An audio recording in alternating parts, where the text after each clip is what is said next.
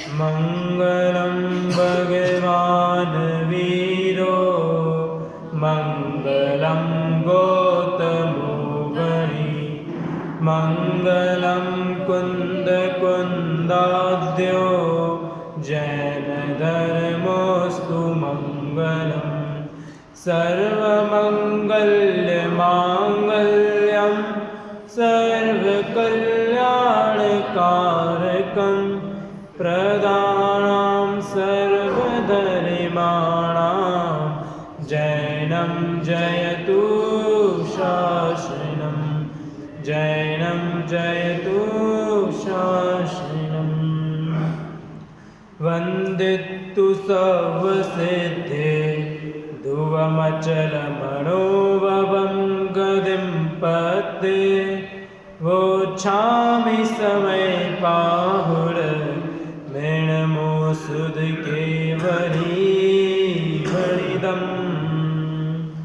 मंगलमय मंगलकरं वीतराग विज्ञान नमो ताहि जाते भय अरहंतादि महान करि मंगल करियो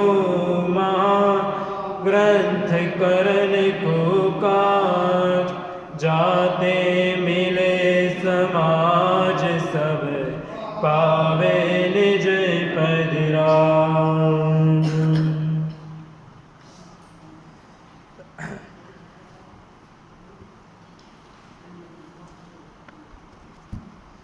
आज अपन जो देखने वाले विषय है वह है पंचकल्याण। ठीक है, बंद कर दीजिए, मोक्ष में प्रकाशित से नहीं है। देखिए पंचकल्याण होते हैं, किसको होते हैं, किसके होते हैं पंचकल्याण? तीर्थंकर। किसके होते हैं? सभी तीर्थंकरों के पंचकल्याण होते हैं। ठीक है, बात सही है। अब सुनो, तीर्थंकरों के जो पंचकल्याण कौन कौन से हैं? पांच कल्याण पता है?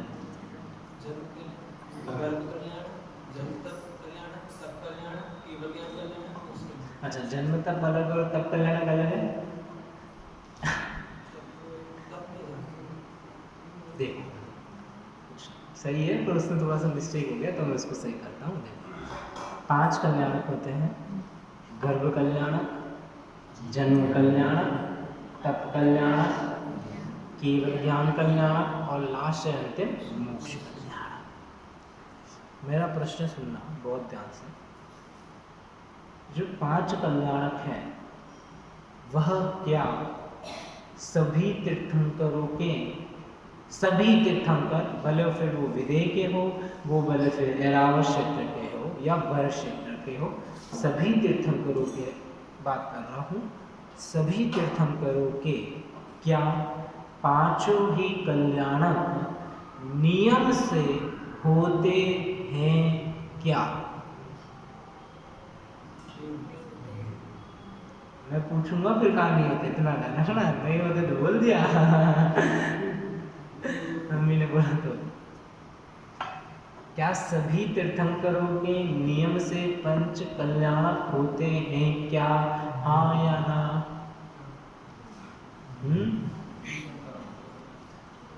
सभी तीर्थंकरों के सभी कल्याणक नियम से होते हैं क्या? नहीं होते हैं। पूछूं फिर अगला सवाल? हाँ नहीं होते हैं। हाँ देखो, जो पांच कल्याणक की जो बात है वह भरत क्षेत्र और ऐरावत क्षेत्र, क्या बोला?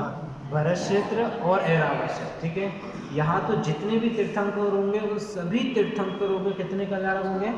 पांच कल्याणक होंगे। ठीक है, कितने होते कल्याणक? पांच। नाम याद है? तेरी प्रोसेस है। सबसे पहले गर्भ, ठीक है, फिर जन्म,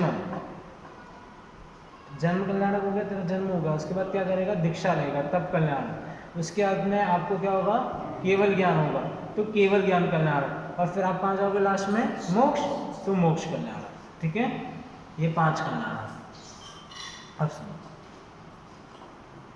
तीर्थंकर के गर्भ में आने से 6 महीने पूर्व क्या होता है? रत्नों की वर्षा होती है। किसकी? और अभी जो अभी पानी वाली बारिश होती है ना, वो उस समय रत्नों की बारिश होती है 6 महीने। किसकी? सोचो ऊपर से डायमंड्स गिर रहे हो, कितना मजा आएगा।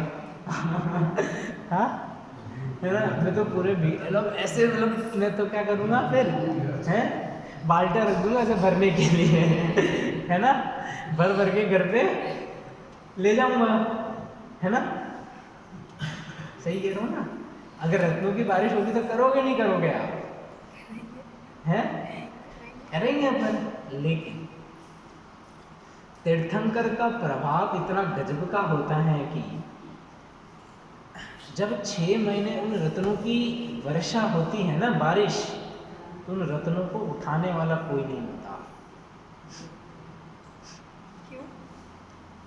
अगर आपके पास ऑलरेडी आप अपने आप में परिपूर्ण हो, इतने अमीर हो, तो आप क्यों लोगे उसे?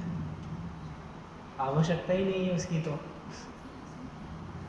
उसकी आवश्यकता ही नहीं है। जैसे अगर आप अंबानी हो तो अंबानी को 1 किलो सोने लेने की क्या आवश्यकता है? उसके बाद ऑलरेडी पता भी सबको कितना पैसा है।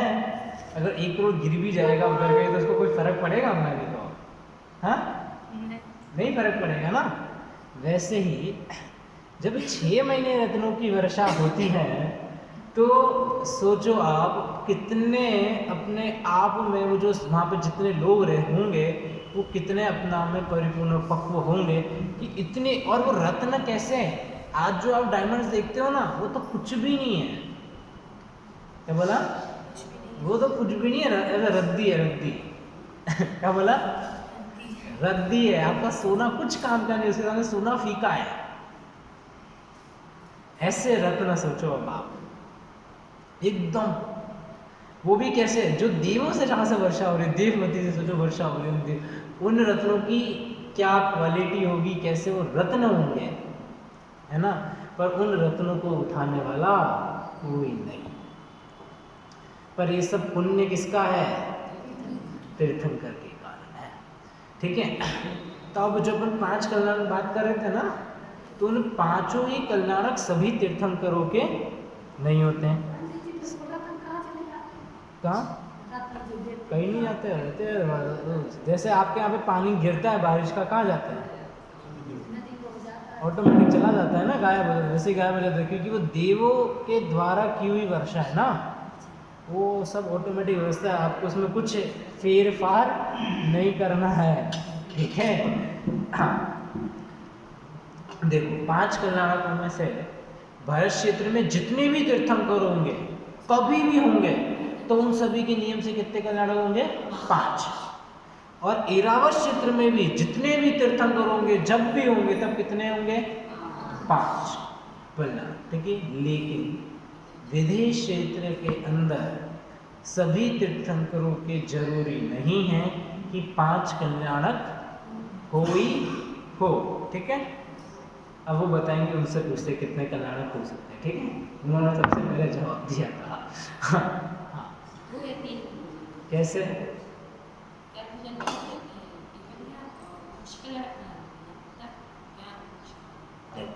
बहुत सुंदर। अच्छा, तीर्थंकर नामकरण नाम का महापुण्य का उदय होना चाहिए है। मतलब आपको तीर्थंकर प्रकृति को बांधना होता है। ठीक है। बंधन का कार्य तीर्थंकर प्रकृति, कोई अच्छा काम नहीं है तीर्थंकर प्रकृति में, बता रहा हूँ। ठीक है। क्या बोला? तीर्थंकर प्रकृति अच्छी चीज नहीं है, वो भी बंध का ही कारण है। ठीक है। वो भी बंध ही रहा है आपको संसार से नहीं छुड़ा रहा है वो भी आपको। ठीक है। सुनना, लेकिन जो तीर्थंकर है, कब 16 कारण भावना भाने पर वह तीर्थंकर प्रकृति का बंध करता है। 16 कारण भावना तो आप भी भाते हो, तो वो भी भाते हो, तो फर्क क्या होता है? जब आप उन 16 कारण भावना को उत्कृष्ट रूप से बांधते हो, क्या बोला?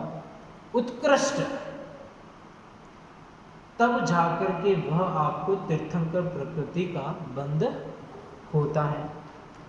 तो होता क्या है? मैं गर्भ में आया तब तो कोई मतलब ही नहीं है 4 कल्याणक, क्योंकि भाई गर्भ में हो तो मुझे कोई भी होश आवास नहीं है, तो मैं उस समय तो कोई भी तीर्थंकर प्रकृति कैसे बांधूंगा। फिर आती है जन्म।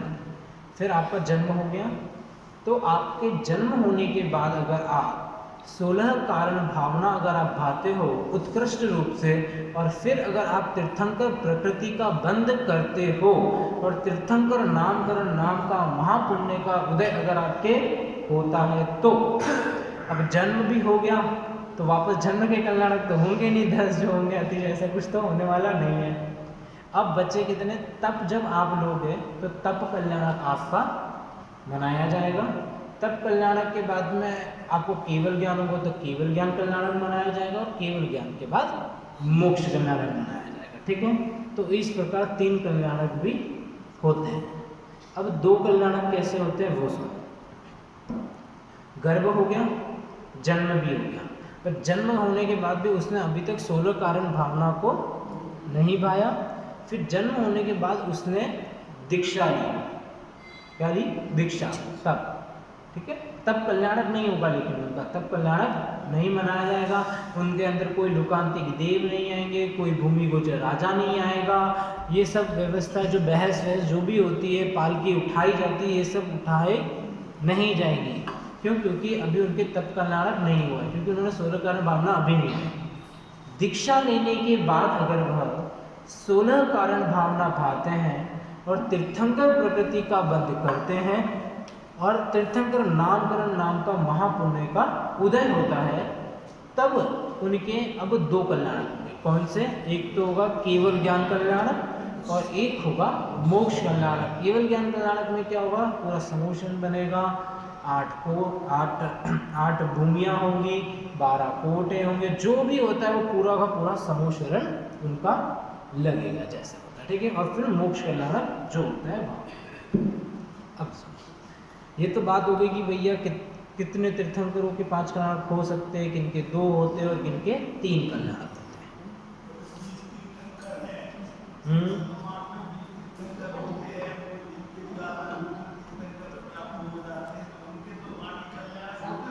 नहीं, कोई आवश्यक नहीं है। देखो कैसा है सीन, मैं आ रहा था उस बात पे भी। अब एक साथ 5 वर्ष क्षेत्र कितने हैं? 5। एरावत क्षेत्र कितने हैं? 5। विदेश क्षेत्र कितने हैं? 5। ठीक है, ठीक है, 5 भरत, 5 एरावत और 5 विदेशी। एक साथ मतलब समझो, एक साथ अगर कितने तीर्थंकर एक साथ हो सकते हैं? 170। कितने? 170। बट भरत क्षेत्र की अगर एक अकेले भरत क्षेत्र की बात करोगे तो इसमें 170 तो नहीं। एक तीर्थंकर के काल में एक ही तीर्थंकर रहता है। जैसे एक तीर्थंकर है जब तक, तो किसी और दूसरे तीर्थंकर का जन्म नहीं होगा। इतना था। कहाँ पर? ये भरत क्षेत्र और ऐरावत क्षेत्र की बात कर रहे हैं। विदेश क्षेत्र में हो सकता है, विदेश क्षेत्र में हो सकता है। क्यों?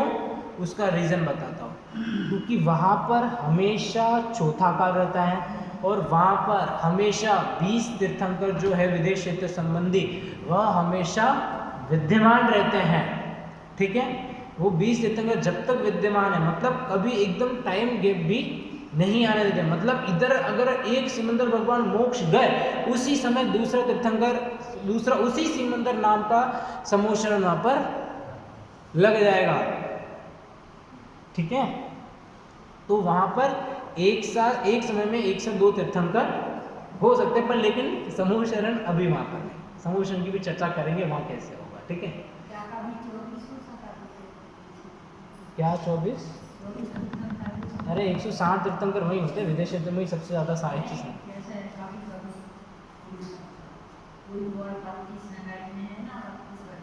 हाँ हाँ 24। हाँ, तो वो तुम्हें बता, एक मिनट मैं आपको क्वेश्चन नहीं समझा तो एक बार मैं बता दूँ, उसके बाद अगर वो क्वेश्चन अगर फिर भी आपका रह जाए तो फिर आप मुझसे वापस पूछ लेना मेरे बताने के बाद ही वो चीज़। देखो सुनना, सुनो सुनो सुनो, देखिए अब देखो, एक साथ कितने तीर्थंकर हो सकते हैं?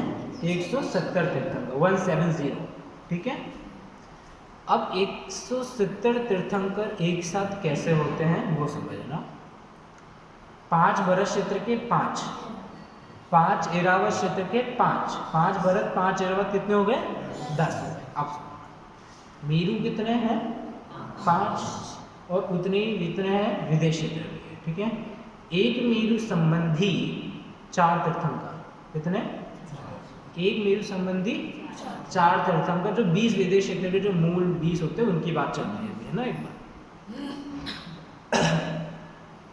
एक मेरू संबंधी 4 तीर्थंकर, तो ऐसे 5 मेरू, तो 5 मेरू संबंधी 20। अब ये जो 20 तीर्थंकर है ना, ये सदाकाल विद्यमान रहते हैं। क्या बोला? सदाकाल विद्यमान का मतलब यह है कि एक मोक्ष जाएगा तो उसी समय दूसरे का समोषण लग जाएगा, फिर वो मोक्ष जाएंगे, तीसरा आ जाएगा, और नाम भी कभी चेंज नहीं होते। शिव मंदिर, युग मंदिर, बाहु, सबाहु, सबके नाम सेम ही रहते हैं, ठीक है। अब हर मेरू संबंधी 32 नगरियां, कितनी? मतलब 8, 8, 8 और 8। एक विदेश क्षेत्र में 5 विदेश ना, एक विदेश क्षेत्र में कितनी नगरियां हैं? 32 नगरी है, ठीक है। आपके एमपी में कितने सिटीज हैं? हैं? 500। अगर 500 तो पूरे इंडिया की मिलाकर वो जो कहते हैं ना जो विधानसभा इलेक्शन था उसमें कुछ है। देखो जितनी भी है, जितनी यहाँ पर है ना, वैसे समझो विदेश और नगरियाँ इतनी बड़ी बड़ी है ना, आपका पूरा एमपी आ जाएगा। एमपी छोड़ो, आपको पूरा आधा इंडिया भी आ जाए एक एक नगरी में, ठीक है। एक एक नगरी में इतनी बड़ी बड़ी नगरी है वो, ठीक है। एक नगरी इतनी बड़ी है। अब सुनो, अब सुनो, वहां पर एक मेरू संबंधी कितनी नगरियां? 32 नगरियां। कितने मेरू है? 5, तो 32 इंटू 5 करेंगे तो कितने हो जाएंगे? 160, ठीक है। हर नगरी के अंदर एक एक एक एक तीर्थंकर होते हैं, और 5 भरत में और 5 ऐरावत में। अब मेरा प्रश्न है, ऐसे कौन से तीर्थंकर थे भरत क्षेत्र में जिनके काल में 170 तीर्थंकर हुए हैं? बड़ा उत्तर बड़ा फास्ट होता है, स्वाध्याय जी है ना।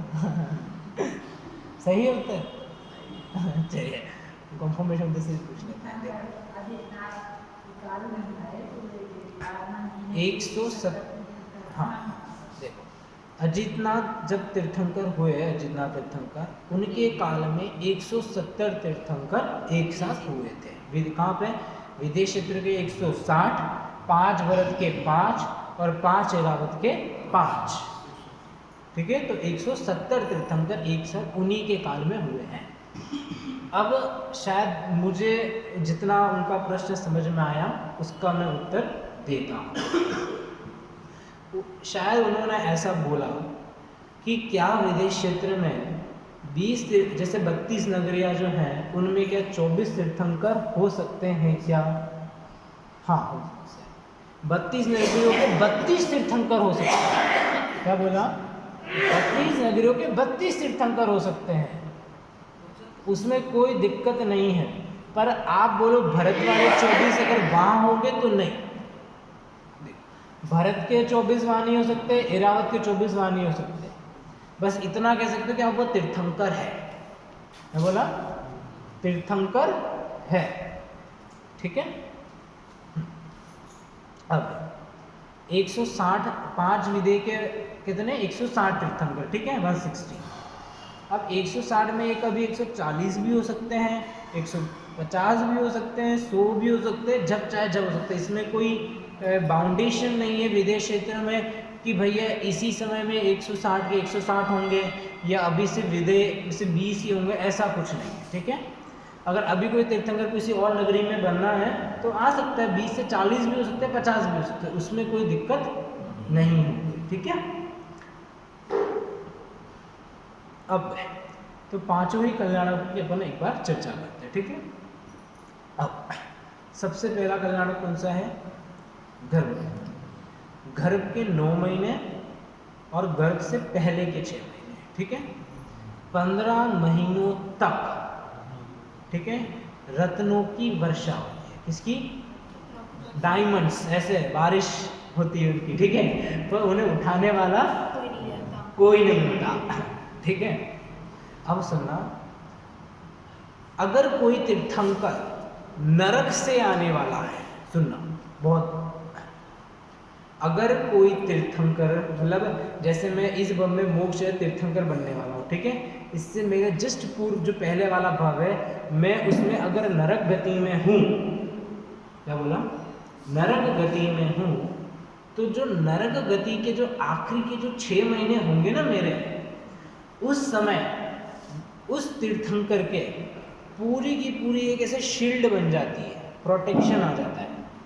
देवों द्वारा एक प्रोटेक्शन, एक ऐसी प्रोटेक्शन लेयर बना दी जाती है जिससे उन पे अब कोई भी ना, मतलब ना तो वो मारकाट करते हैं ना उनके साथ कोई मारकाट कर सकता है, वह भी अपने आप में लीन हो जाते हैं, ठीक है। किसकी नहीं होती मारकाट?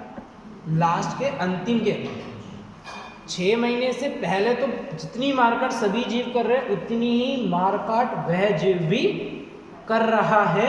और सोच लेना, शायिक सम्यक दृष्टि जीव है, लेकिन है ना, तो भी वो क्या कर रहा है? मारकाट पूरी कर रहा है, पर लेकिन अंदर से चारित्र में तो देखो कैसे दिख रहा है कि मारकाट कर रहा है, लेकिन श्रद्धान उसका अंदर से एकदम पक्का है, ठीक है। अब जैसे श्रेणी राजा है ना, वो जैसे वो भी तीर्थंकर बनेंगे, तो वो अब नरक से आएंगे, तब जो अंतिम उनके जो 6 महीने नरक के होंगे, उसमें उनके आगे एक प्रोटेक्शन लेयर बन जाती है। जैसे पीएम नरेंद्र मोदी है ना, उसकी कितनी सुरक्षा लेयर्स में रहती है? यूट्यूब पे आता है ना, इतनी लेयर में इनकी सुरक्षा वो ठीक है। तो सोचो, उसके पीएम के तो ऐसी सुरक्षा है, अपन नहीं समझती कि भाई इसको कोई नहीं मार सकता, उसमें भी उसे कोई हानि पहुंचा सकता है, उस पर कोई अटैक कर सकता है, ठीक है, और हानि उन्हें पहुंच सकती है। लेकिन नरक के अंदर जब तीर्थंकर के अंतिम 6 महीने जो होते हैं, उस समय ऐसा प्रोटेक्शन होता है, इतनी गजब की लेयर बनती है, उसको कोई नहीं भेद सकता, उसे कोई भी भेद नहीं सकता। न तो वो स्वयं मारकाट करते हैं, न उनके साथ कोई दूसरा मारकाट करने आता है। पूरे ऐसे एक लेयर बन जाती है, उसके अंदर कोई भी प्रवेश नहीं कर सकता है, ठीक है। जैसे समझो अगर आपके पास ऐसी पावर आ जाए, ठीक है, क्रिश मूवी है ना, देखिए क्रिश 3 मूवी, उसमें एक काल होता है ना, काल नाम का एक व्यक्ति जो विलन होता है, उसके पास है ना वो पावर्स होते हैं ना, हाथ से वो ऐसे कंट्रोल कर सकता है, आंखों से, हाँ ठीक है। अब सुनना बच्चों को ऐसे ही समझाना पड़ता है। आप देखो, अब उस पर जब उसने पीछे से चेयर फेंकी है ना, उसको जब किडनैप हो गया, तो उसको चेयर उसके पास नहीं है कि उसके एक लेयर थी ना उसकी प्रोटेक्शन लेयर में, तो उसने उस चीज़ को आने नहीं दिया। तो समझ लो वैसी एक प्रोटेक्शन लेयर होती है जो आप चाह के भी उसे कभी भेद नहीं सकते हो। फिर उनकी आयु पूर्ण होने के बाद ही वो लेयर हटती है और फिर वो सीधे माता के गर्भ में आते हैं। और अब 9 महीने कहाँ आप अपने आप में लीन हो जाते, बात करता, वहाँ पे वो मारकाट वगैरह कुछ नहीं करते हैं, वहाँ पे विशुद्धि बढ़ती है और अब वो जितना हो सकता है अपने आप को जानने की कोशिश करते हैं, वहाँ पे वो लीन ऐसे। वो फिर मारकाट ना वो करते हैं ना उनके साथ कोई करता है, फिर वो भी, और ना तो उनके अंदर ऐसी इच्छा भी नहीं होती कि फिर वो मारकाट करे। सोच लो बात, जो बोलते हैं ना अपन कि भाई नरक में प्रति समय आग झपकते भी शांति नहीं है, और तीर्थंकर होकर वो शांति होती है 6 महीने की।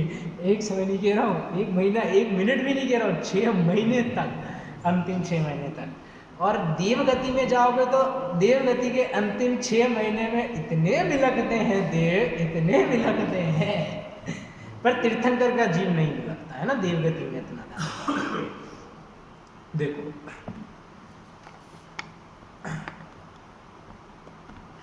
क्या कह रहा था? 6 महीने। जब वो 6 महीने आ जाते हैं फिर गर्भ में, जब मतलब ये समझ लो जब से रत्नों की वर्षा होना चालू हुआ और तीर्थंकर का जीव अगर नरक से आने वाला है तो वहाँ उसी समय नरक में उनके पूरी प्रोटेक्शन ऑटोमेटिक हो जाती है, तब से ही, ठीक है, पहली वर्षा से ही वो प्रोटेक्शन चालू हो जाती है।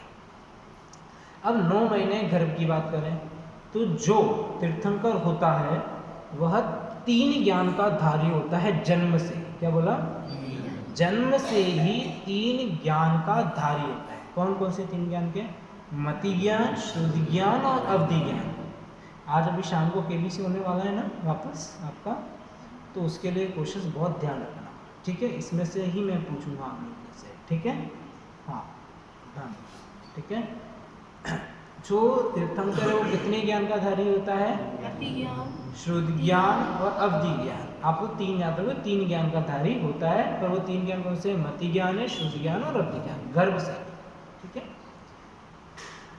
जब एक नॉर्मल ह्यूमन बीइंग में क्या होता है, जब किसी माता का गर्भ होता है तो वह जो गर्भ की क्या बताते हैं, पॉलीथीन जो होती है वो फटती है, पर लेकिन तीर्थंकर का इतना गजब का प्रभाव होता है कि उनको बिल्कुल भी 9 महीने किसी प्रकार का कोई भी कष्ट नहीं होता है।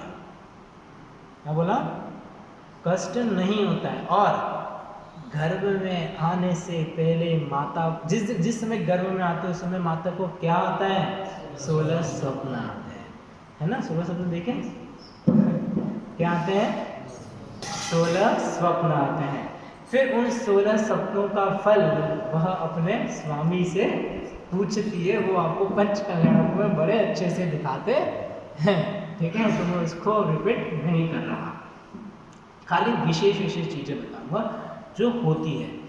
अब सोचो, आपने सोचो अगर तीर्थंकर का जन्म हुआ, ठीक है, तो आपको क्या लगेगा? तीर्थंकर जब तक है तब तक उनके पूरे आसपास सब कुछ अच्छा ही होता है ना? हाँ, अरे तीर्थंकर का पुण्य और इतना गजब का होता है, अपन क्या सोचते हैं? सब कुछ अच्छा ही होता है। पर सुनो एक बात, हर तीर्थंकर के काल में, आगे कहो, हर तीर्थंकर के काल में 20 भावलिंगी संतों पर नियम से उपसर्ग होता है। सोचो, ये भी क्या नियम है? ऐसा कोई नियम होता है? ऐसा खराब नियम होता है? कभी सोचोगा? सुनना, क्या कहा मैंने? हर तीर्थंकर के काल की बात कर रहा हूं मैं, खाली विदेश क्षेत्र के आप छोड़ दो, क्योंकि विदेश क्षेत्र में तो भैया 3 भी होते, 2 भी होते, तो वो वहां पे अलग है। बाकी 5 भरत और 5 विदेश क्षेत्र, 5 भरत और 5 ऐरावत क्षेत्र में तो क्या व्यवस्था है? हर तीर्थंकर के काल में 20 भावलिंगी संतों पर नियम से उपसर्ग होता है। अब उन 20 में से 10 भावलिंगी संत नियम से शपथ श्रेणी आरोहण कर मोक्ष जाते हैं। क्या बोला? 10 नियम से शपथ श्रेणी आरोहण कर नियम से मोक्ष जाते हैं, और जो 10 बचे हैं ना, वो 10 नियम से सरोवर सिद्धि जाते हैं, ठीक है, नरक नहीं जाता ठीक है, वो 10 नियम से कहा जाते हैं? सरोवर सिद्धि जाते हैं। सरोवर सिद्धि का मतलब है एक भव अवतारी, मतलब वो सरोवर सिद्धि से आएंगे और सीधे मोक्ष ले जाएंगे। सरोवर सिद्धि की उत्कृष्ट आयु, मतलब सरोवर सिद्धि सबसे उत्कृष्ट देव गति में से, अगर आप जैसे मनुष्यों में सबसे उत्कृष्ट अपन कहते हैं कि भैया चौथा काल या भोग भूमि, समझ लो कि भोग भूमि सबसे उत्कृष्ट है मनुष्यों में, ठीक है। वैसे अगर देव गति की बात करोगे तो सबसे अच्छी सरोवर सिद्धि, ठीक है, और नरक गति में सबसे बेकार सातवां नरक, ठीक है। अब समझ, अब जो सरोवर सिद्धि है ना, वहाँ की आयु कितनी होती है? 33 साल। कितनी? 33 साल। एक सागर का मेजरमेंट कितना है? बहुत बड़ा है, तो भी आपको समझाने की कोशिश करता हूँ, ठीक है। 1 योजन लंबा और 1 योजन चौड़ा। क्या खोदा बना? खड्डा, स्क्वायर खड्डा खोदना है, कितना, 1 योजन लंबा, 1 योजन चौड़ा और 1 योजन ही गहरा। 1 योजन मतलब कितना देखो समझना, देखो योजन भी अलग अलग काउंटिंग के हिसाब से चलते हैं, पर यहाँ पे आप योजन समझो, फिर आप उसमें जाओगे तो फिर फंस जाओगे। हाँ भी योजन, 1 योजन, ठीक है। अब समझो उस खड्डे को भोग भूमि में जो मेंढा होता है, मतलब बकरी का एक और क्या बोलते हैं उसको, भेड़ का बच्चा, भेड़ का जो बच्चा होता है कितने हफ्ते का, 1 हफ्ता बॉर्न हुआ, 1 हफ्ते का मान हुआ, उसके जो बाल होते हैं उनको आपको लेना है, इकट्ठा करना है, और उन बालों को इतना छोटा टुकड़े करने हैं उस बालों के कि उसको आप दूसरे में डिवाइड ना कर सको, ठीक है। और आपको, क्योंकि जो भेड़ के बच्चे के जो बाल होते हैं ना वो बहुत सॉफ्ट होते हैं, कहते हैं बहुत सॉफ्ट होते हैं, वो भी किसके, भोग भूमि की बात कर रहा हूँ, अपनी कर्म भूमि की बात नहीं कर रहा हूँ। तो उन बालों के टुकड़ों से आपको उस खड्डे को भरना है ठीक है, पूरा इतना भर देना है कि अगर उसके ऊपर से चक्रवर्ती की सेना भी मैं निकाल दूं ना तो वो अब दबना नहीं चाहिए। सोफे पे बैठते तो सोफा आपका दबता है ना, तो वैसे वह दबना नहीं चाहिए, इतना एकदम टाइट कर देना है इसको, ठीक है। रोलर सब चला के, ठीक है। हाँ, चक्रवर्ती की सेना भी निकल जाए तो वो दबना नहीं चाहिए। चक्रवर्ती की सेना बहुत बड़ी होती है ये समझ लो, पूरा भारत देश जितनी बड़ी जगह चाहिए उसकी सेना को ठहराने के लिए खाली समझ लेना, इतनी बड़ी सेना होती है इसकी। भारत देश अभी जितना है ना उसकी बात कर रहा हूँ, पहले बहुत बड़ा था, और पहले तो बहुत बड़ा था, पहले तो इतना सा नहीं था, अभी बहुत छोटा है ठीक है। तो आप बोलोगे कोई, अब समझना, अब आपको क्या करना है, हर 100 साल के अंदर उसमें से खाली वो 1 बाल का टुकड़ा निकला कितना, हर 100 साल में, ठीक है। तो सोच लो कितना, तब भी सागर तो हो ही नहीं रहा है, तब भी पल्ले हुआ कितना, 1 पल्ले, अद्धा पल्ले, फिर पल्ले आएगा ना, असंख्यात अद्धा पल्ले मिलाओ, फिर 1 पल्ले, फिर असंख्यात पल्ले मिलाने पर 1 सागर होगा। तो सोचो कितना बड़ा काल है, ठीक है, तो 1 सागर। अब सुनना, विशेषता बताना चाहता हूँ, सुनो विशेषता सुनना। अगर मैं बोलूं कि आपको तत्व चर्चा करनी है, क्या बोला, तत्व चर्चा करनी है 1 दिन, पूरे दिन 24 घंटे, और आप में ऐसी शक्ति आ गई कि हाँ आप तत्व चर्चा कर सकते हो, आपको भूख प्यास कुछ नहीं लगेगी, ऐसी मैंने आपको पावर्स दे दी है, समझो, ठीक है। जब अब आपकी वो जो तत्व चर्चा चालू होगी तो सुनना, आपको जो 24 घंटे दिए ना मैंने, आप उसमें से कितनी ही बातें बार रिपीट करोगे, कितनी, उस तत्व चर्चा में आपकी कितनी बातें रिपीट होगी। लेकिन जो सर्वार सिद्धि के जो देव है ना, 33 सागर उनकी आयु होती है, 1 सागर देख लेना कितना बड़ा है, 33 सागर तक वो तत्व चर्चा करते हैं, और एक भी बात उस तत्व चर्चा में रिपीट नहीं होती है, ये बात सोचो आप। रिपीट नहीं होती जो बात आज के रिपीट। हाँ, अब आप सोचो कैसी तत्व चर्चा वो लोग करते होंगे, और कब तक, 33 सागर तक। आप सोचो, होगा आप तो यहाँ पर 45 मिनट तत्व चर्चा प्रवचन सुन नहीं सकते, यहाँ पे याद आ जाते भैया खाना बनाना है ना, दुकान खोलनी है पढ़ाई करनी है, होमवर्क करना है, कितनी चीजें अपन को, मतलब अपने मन में कितनी। अब सोचो, हाँ अब ये कह सकते भैया उनको तो कोई काम धंधा है नहीं, वो तो ऐसे ही बैठे ढले हैं पर सुनो, बात उसकी नहीं है। अगर आपके पास 1 घंटा हो भी ना, आपको मिल भी जाए, ऐसा नहीं है कि नहीं मिलता हो, मिल सकता है, हो सकता है, बट अपन करना नहीं चाहते, वो अपनी रुचि नहीं है ऐसी। सुनो, अपन 45 मिनट अपन जो एक स्वाध्याय प्रवचन करते हैं, उसमें भी मैंने पंच कल्याण कितनी बार रिपीट कर दिया होगा, आप सोचो आप है। पर लेकिन वहां पर जो तत्व चर्चा 1 बार होगी उसका वापस रिपीट ही नहीं होती। 33 सागर तक वो तत्व चर्चा करते हैं, खाने का पीने का कोई विकल्प ही नहीं है। मतलब वो तो ऐसा है कि अपने आप गायब हो जाता है। तो बोला आया और गया, वो तो मतलब आप उसे पकड़ भी नहीं सकते, वो तो यहीं से अमृत जरा और खेल खत्म। ठीक है, तो और सोचो कैसी तत्व चर्चा वो होती होगी। सर्वार सिद्धि के देव की बात कर रहा हूँ। और जो आदिनाथ भगवान है, अपना आदिनाथ तीर्थंकर, जो पहले प्रथम तीर्थंकर, वह सर्वार सिद्धि से ही आए थे। ठीक है, अब सुनो, अब वापस कल्याण में आते हैं। ठीक है, गर्भ कल्याण, देखो इसमें भी कई सारे से मतभेद है। जिनवाणी में अलग अलग जगह पर अलग अलग चीज़ें आती हैं। कोई कहता है कि एक बार 24 के 24 तीर्थंकर देवगति से आते हैं। कोई कहता है कि एक बार देवगति से, एक बार मतलब 24 एक बार देवगति से आएंगे, एक बार 24 नरक गति से आएंगे। ठीक है, कोई कहता है कि भैया हमेशा देवगति से ही आते हैं। पर देखो इन सभी नियमों में, मतलब हर ग्रंथ में अलग अलग लिखा है, पर इन सभी में आप ये कह सकते हो कि अभी तक कोई बराबर सॉल्यूशन नहीं है। इसका रीज़न ये है कि अब जो भविष्यकालीन जो 24 ही है, उसमें से कितने ही तीर्थंकर नरक से आने वाले हैं। क्या बोला? नरक से आने वाले सभी नहीं आएंगे, कुछ देवगति से भी आएंगे, कुछ नरक से आएंगे। पर अब उसमें ये भी नहीं है कि भैया 12 तीर्थंकर नरक से आ रहे हैं या 12 तीर्थंकर देवगति से, ये भी कहीं नहीं लिखा। इसलिए क्या, तो इसीलिए मैं उस बात को नहीं कह रहा कि भैया 24 के 24 देवगति से आएंगे या 24 के 24 नरक से आएंगे या 12 देव से आएंगे 12 नरक से आएंगे, ऐसा कुछ नहीं कह सकता। ठीक है, कहीं से भी आ सकते हैं, या तो वो देवगति से भी आ सकते हैं या वो नरक गति से भी आ सकते हैं।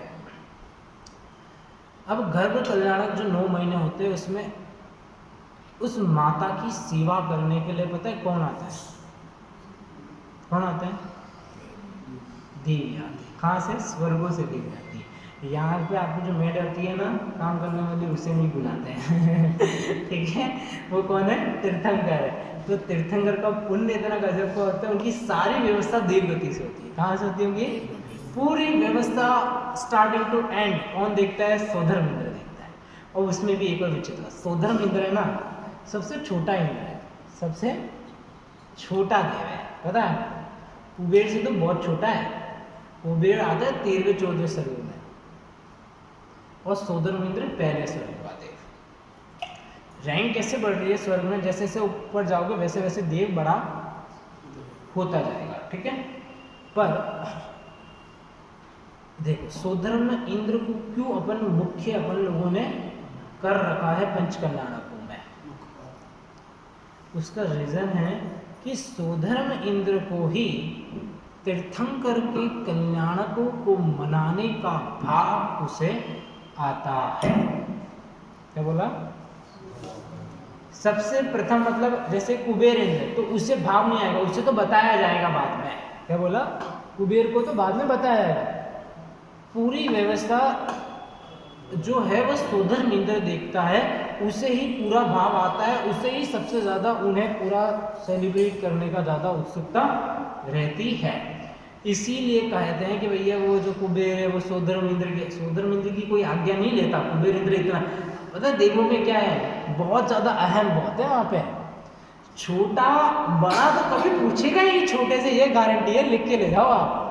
बड़ा जो बोलेगा, अगर बड़ा जैसे इंद्र है, ठीक है, उसने देव को बोल दिया ना कि उसको हाथी बनना है, तो उसे हाथी बनना पड़ेगा। क्या बोला? हाथी बनना पड़ेगा। और तीर्थंकर का जो ऐरावत हाथी होता है ना, वो कोई तिरंज जाति का जीव नहीं होता है। ऐरावत वो कौन होता है? वो देव होता है। सोधर्म इंद्र बोलता है हे देव तेरे को क्या बनना है? तुझे ऐरावत हाथी बनना, चल बन। मतलब ऐसे नहीं बोलता, मतलब अच्छे नहीं बोलता है, आपको ऐरावत हाथी बनना है, जो भी उनकी बोलने का तरीका होगा वो होगा, और वो उससे बनना पड़ता है, चाहे न चाहे वो बनना उसे पड़ेगा। ठीक है, तो कुबेर खाली आज्ञा नहीं लेता, कुबेर खाली बताता है, या ये कहे कि सोधर्म इंद्र उनसे कहता है कि भैया सुनो स्वयं, अपन को अब जैसे जैसे समझो अध्यक्ष है और एक महामंत्री है ना मंदिर में, अध्यक्ष या महामंत्री एक दूसरे को ऑर्डर में बेचारे वो लोग डिस्कस करते हैं, ठीक है, क्या करते हैं, डिस्कस करके वो बात का सेलेक्ट करते हैं। तो वैसे ही सोदरमिंद्र और कुबेर डिस्कस करते हैं, क्या बोला, डिस्कस होती है ना बात। सोदरमिंद्र कभी भी अपने, क्योंकि सोदरमिंद्र छोटा है तो वो कभी भी अपने से बड़े इंद्र को कभी भी ऑर्डर नहीं दे सकता है, ठीक है, और न ही वो ऑर्डर देता है। वहाँ बात खाली एक सामान्यतः है, जैसे दो साधर्मी जैसे करते हैं वैसे एक बात होती है। और फिर हाँ, जिसको अब जैसे दो साधर्मी बात करें, भाई तुझे ये व्यवस्था देखनी, तुझे ये व्यवस्था देखनी है, बस वैसी चीज़ें होती है। पर अपन ने इतने पंचकल्याणों को अपन ने देखा है कि अपन लोगों ने यह मान लिया है कि सोदरमिंद्र ही सबसे बड़ा इंद्र होता है, बाकी सब तो छोटे इंद्र होते हैं, बाकी सब तो फालतू कुछ काम के नहीं। और जो बोली है वो भी इसकी सबसे आगे जाती है, सोदरमिंद्र की जाती है। वैभव के मामले में कुबेर इंद्र बहुत आगे है सोदरमिंद्र से। जैसे जैसे आप ऊपर ऊपर के स्वर्गों में जाओगे वैसे वैसे आपका वैभव बढ़ता चला जाता है, वैसे वैसे आपका जो वैभव है वह बढ़ता चला जाता है, वैसे वैसे आपकी वैभव के साथ में जैसे जैसे आपकी जो आयु है वह भी बढ़ती चली जाती है। लेकिन नहीं, 33 सर्वार्थ सिद्धि की सबसे उत्कृष्ट आयु होती है 33 साल, ऊपर ऊपर बढ़ती जाएगी, नीचे नहीं बढ़ेगी। पर सुनना, जो विशुद्धि के जो परिणाम रहते हैं ना, विशुद्ध मतलब कि भैया तीर्थंकरों के कल्याण मनाने का या इन सब के जो भाव वो कम होते चले जाते हैं। कुबेर इंद्र को कोई विकल्प नहीं आएगा तीर्थंकर के कल्याण मनाने का जब तक सोदर्म इंद्र उससे न मतलब बात न हो तब तक, ठीक है। और सर्वार्थ सिद्धि के देवों को तो विकल्प ही नहीं आता है। अब सोच लो, अब आप सर्वार्थ सिद्धि के देव न तो आते हैं न उन्हें कोई लेना देना है, वह अपनी तत्व चर्चा में इतने मगन रहते हैं उन्हें कोई लेना देना नहीं है कि आप क्या कर रहे हो। उस परिणामों की वहां पे क्या होती है, धीरे धीरे घटती रहती है। अवगाहना तो बहुत होती है सर्वार्थ सिद्धि के देवों की भी, कम थोड़ी है। और देवों की कभी अवगाहना अभी तक जैसे मैंने ज़्यादा पढ़ा ऐसे कभी कहीं दी नहीं है। उनकी अवगाहना देखो, उनको उनका जो शरीर हो विक्रिया उनका शरीर है, वो जितना चाहे उतना बड़ा बना लेते, चाहे उतना छोटा बना देते। और एक और चीज़, जैसे जैसे आप ऊपर के उसमें जाओगे ना स्वर्गों में, शक्ति भी थोड़ी सी देवों की कम होती है। जैसे सोदरमिंद्र के पास जितनी शक्ति होगी अन्य इंद्र के पास शक्ति थोड़ी सी कम होगी थोड़ी सी। कुबेर इंद्र के पास में कम होगी शक्ति। वैभव बहुत ज़्यादा होगा पर उससे शक्ति कम है। सब पूरे 3 लोग में उत्कृष्ट शक्ति होती है तीर्थंकर की। तीर्थंकर से कम अगर शक्ति देखोगे तो वो होती है सोदरमिंद्र। ठीक है, तीर्थंकर के बाद सबसे ज़्यादा शक्ति होती है तो सोदरमिंद्र। सोदरमिंद्र के बाद होती है विक्रिया रिद्धिधारी मुनिराजों के पास, और उनके बाद में होती है चक्रवर्ती के पास। मतलब एक सोदरमिंद्र बोल दे तो मतलब और भी इंद्र आ जाएंगे उसमें, है ना। सोदरमिंद्र बोला तो आप फिर बोलोगे भैया ऐसा नहीं, सोदरमिंद्र ले लेना तो इंद्र आ गए, ठीक है। फिर विक्रिया रिद्धिधारी मुनिराज, उनसे कम होती है चक्रवर्ती, और चक्रवर्ती से भी कम सामान्य तो लोग तो है ही फिर, ठीक है। देखो मतलब उत्कृष्ट शक्तियाँ जिनके पास हो, जैसे मनुष्य में आप लोग हैं तो मनुष्यों के अंदर सबसे उत्कृष्ट शक्ति अगर किसी के पास होती है ग्रस्त अवस्था के अंदर तो चक्रवर्ती के पास होती है। उसके बाद 5 इंद्रियों की उत्कृष्ट जितनी शक्तियाँ हो सकती है वो सारी होती है। वो 9 योजन तक सुन सकता है, 12 योजन तक सुन सकता है, देख सकता है, उतना दूर तक वो देख सकता है, सुन सकता है, या स्पर्शना मतलब वो उतनी दूर कोई चीज़ बनी उसका भी टेस्ट ले सकता है, वो सारी है। फिर विक्रिया रिद्धि जारी जो मुनिराज होते हैं, विक्रिया रिद्धि नहीं कह रहा हूँ, जितनी भी रिद्धियाँ हैं उनमें से जो जैसी जो रिद्धि होगी उस हिसाब से जितनी विशुद्धता उन मुनिराज के होगी उसके अनुसार जितनी रिद्धि की शक्ति उन्हें प्रकट होनी होगी उतनी होगी, तो वह चक्रवर्ती से ज़्यादा शक्तिशाली होगी, ठीक है, मुनिराज। और मुनिराज से ज़्यादा शक्ति इंद्रों की, और इंद्रों से सबसे ज़्यादा शक्ति तीर्थंकर की, उनसे ज़्यादा शक्ति किसी के भी नहीं होती है। अब गर्भ कल्याण के बाद कौन सा कल्याणक आता है? अरे गर्भ के बाद जन्म होता है कहाँ, देखो गर्भ में तो वैसे तप ही तप है, कपड़े वपड़े तो है नहीं, कहा बोले मुनि के तो कहते नहीं चलेगा भैया, ठीक है। देखो अब जन्म कल्याणक होता है, जन्म होते और सुनो विचित्रित बात, जन्म होता है ना जब, तब सोधर्म इंद्र की जो सची इंद्राणी होती है वो क्या करते पता है, बदल देती है बच्चा बच्चा बदल देती है। आप सोचो कितना गलत काम करती है ना। जन्म हो, सोचो अब आपका जितना मंदिर है ना उससे भी बड़ा कलश है, ठीक है, एक कलश इससे भी बड़ा है और उसमें जो पानी पूरा भरपूर भरा पड़ा है, ठीक है। अब आप सोचो आपके इतना सा बच्चा है, उसके ऊपर अगर इतने बड़े कलश से ऐसे पानी डालेंगे तो क्या होगा उसका, है अब सुनो, जब तीर्थंकर का जन्म होता है तो उसका अभिषेक होता है, कहाँ होता है, पांडुक शिला पर।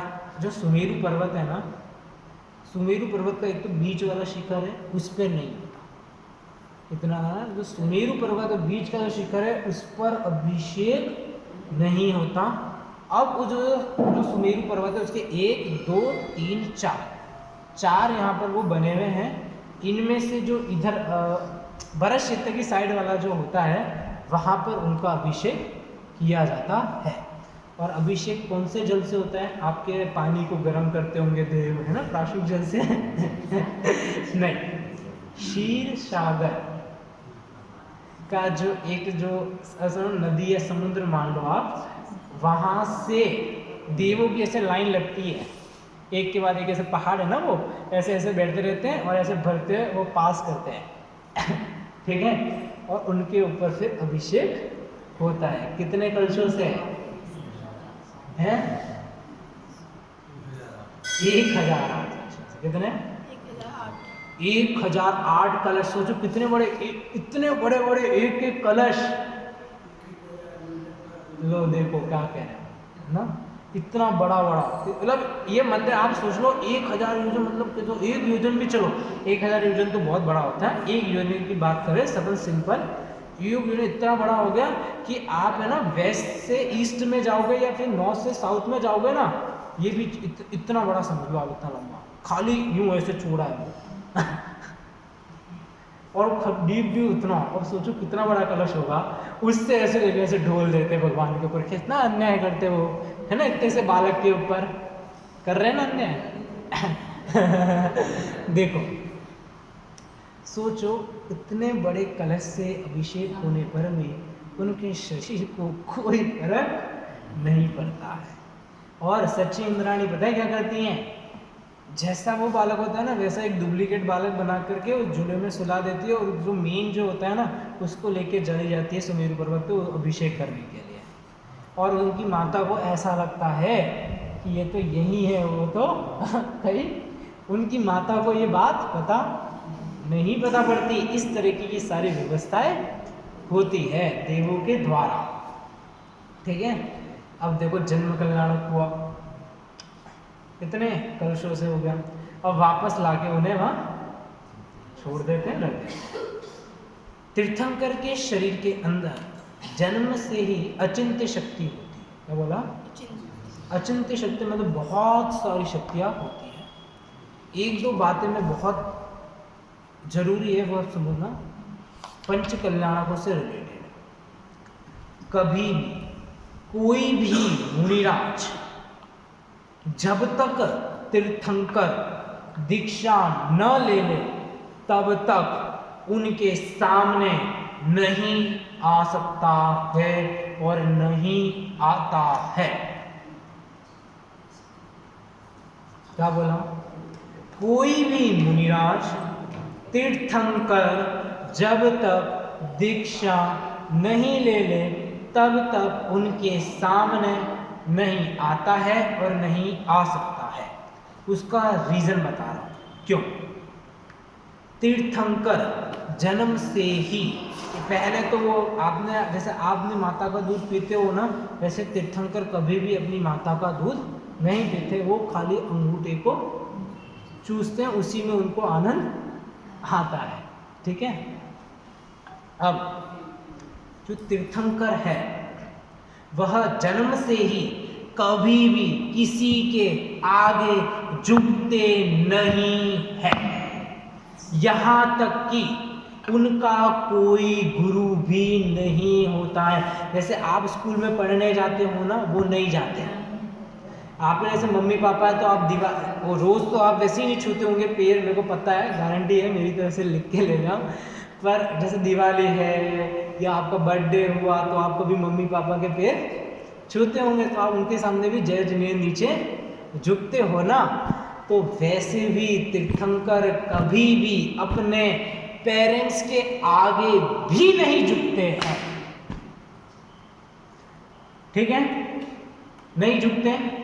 अब मुनिराज वाली बात पर आते हैं, है ना, जो मैंने बोला था मुनिराज क्यों नहीं आते हैं। मुनिराज अभी जो तीर्थंकर है वह है गृहस्थ अवस्था में। क्या बोला? गृहस्थ अवस्था में है और मुनिराज ने दीक्षा ले ली है। तो एक गृहस्थ अवस्था में है और एक दीक्षा ली है। तो पद के अनुसार मुनिराज उनसे बड़े हैं और अगर वो आप उनके सामने आएंगे तो उनको उनके सामने झुकना पड़ेगा। क्या बोला? झुकना पड़ेगा। और वह 3 काल में किसी के आगे झुकते नहीं है क्योंकि वो अपने आप में स्वयं बुद्ध होते हैं। ठीक है, कैसे होते हैं? स्वयं बुद्ध, मतलब उन्हें किसी को सिखाने की आवश्यकता नहीं पड़ती है। ठीक है, 5 मिनट और लेना, कोई टेंशन नहीं है, सुनना होगा। बहुत शॉर्ट में थोड़ा फटाफट लेता हूँ, है ना। बहुत जो कुछ विशेष बातें हैं जो वही लूँगा, जो शायद ही आपको देखने पंचकन्याड़कों में भी आपको वो देखने को नहीं मिलती है, क्योंकि जब आप जाओगे तो वो आपके आगे वहाँ आड़ा लगा देते, आपको देखने नहीं देते वो लोग। ठीक है, और कुछ चीज़ें अंदर भी और प्रोसेस होती है, वहाँ तो किसी को भी एंट्री नहीं होती है।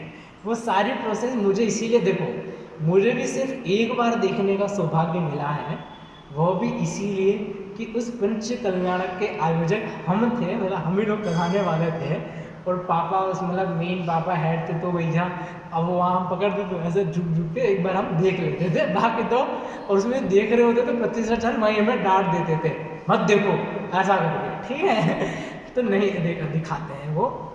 सुनना, जन्म होने के बाद आपने महावीर भगवान का अगर आपने स्टोरी पढ़ी हो तो उसमें 2 मुनिराज को कोई शंका होती है तत्व संबंधी, तो वो उनके सामने नहीं आते, वो खाली दूर से ही उनको देख, क्योंकि ऐसा क्या रहता है, समूह शरण में तो सारी व्यवस्था रहती है कि भैया आपके मन में प्रश्न हुआ और आपके उसका निराकरण हो जाता है। पर एक और अतिशय समूह, अगर आपको कोई शंका है या कोई बात, तो खाली तीर्थंकर को मात्र ग्रस्त अवस्था में, मतलब वो जब है उन्हें देखने मात्र से भी आपकी शंकाएं दूर हो जाती है। अब देखो एक बात और बताता हूँ, वो बात अब मेरे को उसका कोई प्रामाणिक वो नहीं पता, कोई ग्रंथ का आधार नहीं पता, सिर्फ सुनने में आई है, मैं ये बता रहा हूँ। तो आप इसे प्रामाणिक में नहीं कह रहा कि आप इसे माने न माने, खाली सुनने में आई तो मैं बता देता हूँ कि तीर्थंकर के शरीर से, मतलब तीर्थंकर ने अगर किसी भी जीव को या उनका स्पर्श जितने भी जीवों को हुआ है या है, वो सभी जीव नियम से मोक्ष जाएंगे। क्या बोला? नियम से मोक्ष जाएंगे। जो भी उनके स्पर्श, जो भी मतलब जो भी जीव उनके स्पर्श, मतलब जैसे ये आया तो जैसे मैंने स्पर्श हो गए, तो ये सभी जीव मोक्ष जाएंगे। उसमें से उनके मम्मी पापा तो है ही है जो नियम से मोक्ष जाएंगे ही जाएंगे। उसका रीज़न बता देता हूँ। देखो उनके पिताजी तो उसी भव से मोक्ष जाएंगे और उनकी जो माता है वह एक भव अवतारी, मतलब एक भव अवतारी नहीं, 2 भव मान लो, क्योंकि वो एक उस भव से तो देव गति में जाएगी और फिर देव गति के बाद फिर वो वापस मनुष्य बन के फिर वो मोक्ष जाएगी। तो मतलब ये दोनों ही मोक्ष तो जाएंगे, उनके माता पिता तो नियम से मोक्ष जाएंगे। ठीक है, जन्म कल्याणक अभिषेक वगैरह हो गया, वहाँ से लिया है, फिर उनका जो राजपाट चल रहा है अब सुनो। उनकी जो भी ड्रेस है ना, रेगुलर ड्रेस, वो एक ड्रेस को दूसरी बार नहीं पहनते है ना। और उनकी जो ड्रेस है ना, वो यहाँ की दुकान से नहीं आती, वो स्वर्ग से आती है। कुबेर वो लेके आता है, रोजाना का रोजा कुबेर ड्रेस लेके आता है और उसी ड्रेस को वो पहनते हैं, और एक ड्रेस को दूसरी बार वो रिपीट ही नहीं करते। ठीक है, अब डायरेक्ट में तप कल्याणक पे आ रहा हूँ, फटाफट खत्म कर दें। प्रश्न बाद में मैं कोई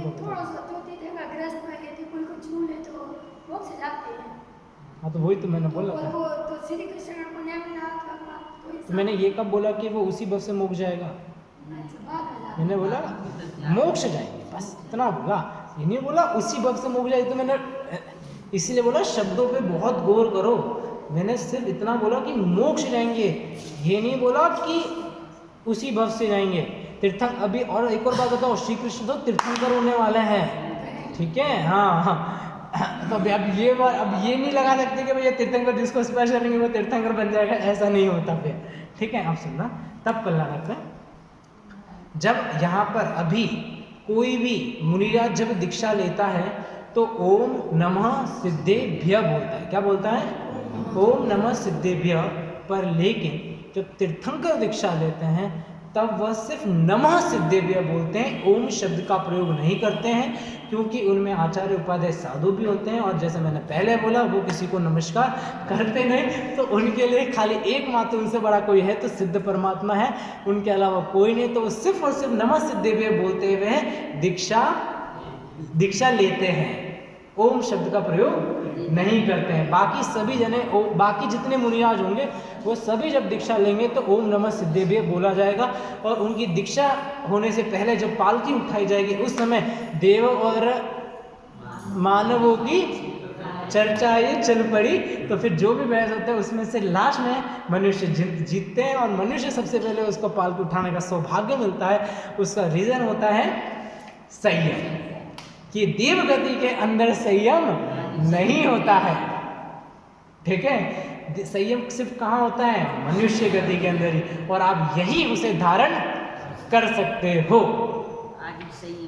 ठीक है, और स्वधर्म इंद्र ये लास्ट में एक बात कहता है कि अगर हम अपनी पूरी संपदा भी अगर देकर भी, अगर देवगति में वो देवगति जितनी संपदा वो सब देकर भी अगर संयम अगर लेना चाहे तो हमें वो संयम नहीं मिलता। हम तो रेडी, अगर आप हमें संयम दे तो हम पूरी संपदा दे के हम संयम को धारण करना चाहते हैं। ठीक है, पर वो संयम धारण नहीं कर सकते हैं। ठीक है, तो पालकी कौन उठाता है? मनुष्य। वो भी कितने थोड़ा सा उठाया, फिर मनुष्य चलो वही साइड में आओ, हो गया उनका काम खत्म। फिर पूरी प्रोसेस देव ही उनके पालकी ऐसे आकाश में उठते हुए ऐसे फिर देव उसे आकाश में ले जाते हैं। ठीक है, वहाँ चलते हैं। अब सुनो आगे, उसके बाद क्या होगा? दीक्षा के बाद केवल ज्ञान कल्याणक। केवल ज्ञान कल्याणक होगा तो वहाँ पे पूरी की पूरी समोश्वरण की रचना होगी। 8 भूमियाँ होती हैं, 12 कोटे होते हैं। समोश्वरण के अंदर 700 लघु भाषाएं होती है, 18 महाभाषाएं होती है।